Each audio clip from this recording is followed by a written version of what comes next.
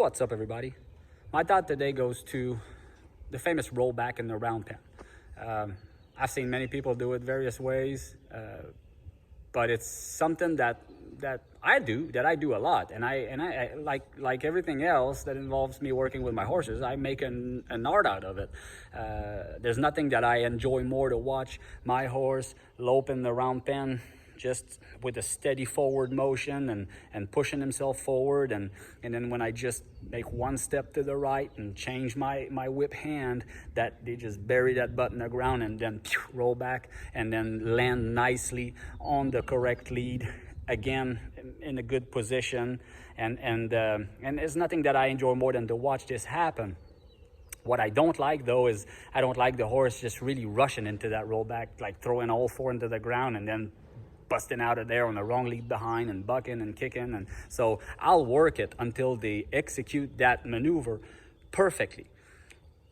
The reason I wanted to talk about it today is because, bringing those young horses from the pastures and then getting them started. So a lot of people will start them on the lunge line, but those who start them in the round pen and want to get that rollback, well, it's very important that you don't rush the horses into it, especially not the young horses with fresh and young joints and developing joints. And so just rushing them into that maneuver where they just lock in on all four, I think is very hard on their joints. I think that there's a way to develop it, and that's kind of breaking it down into 2 or 3 steps.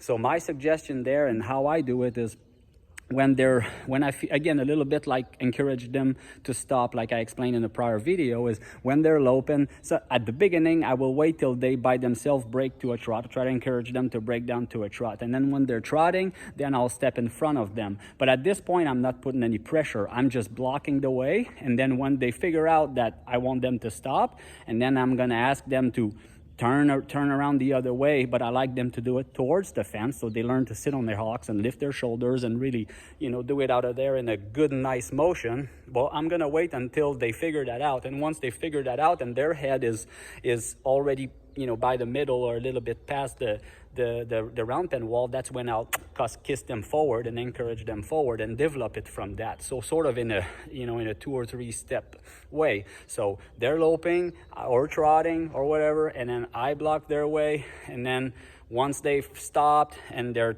they've started turning over towards the wall, this is when I'll ask them to lope out of it. And then as it goes, I'm gonna make that step a little bit faster, and I'm gonna be a little bit more I'll ask a little bit sharper to kiss out of there and use the whip. And so and before you know it, you're gonna be able to just change your whip hand and step in front of them, and they'll bury their butt in the ground, and then you'll kiss, and then they'll spring out of there and do it nicely. And I think that it's a lot easier on their joints and on their body if they learn to do it in that sort of the 2-part way, rather than just jumping in front of them and chasing them the other way, where I don't think that they learn to do it properly. And maybe, 1 horse out of 100 is going to learn to do it really, really, really nicely by itself that way. But many of them may not figure it out that way quickly, and just adding that extra pressure and until the time that they figure it out, I think that it's going to take a toll on their body that is just unnecessary. So slow it down, do it in 2 steps until they figure out what it is that they're supposed to do, and then you can ask them to do it a little bit sharper. And I promise the move is going to be a lot more calculated and prettier to look at. And anyways, hope you understood. Hope you like it. See you next time. Cheers.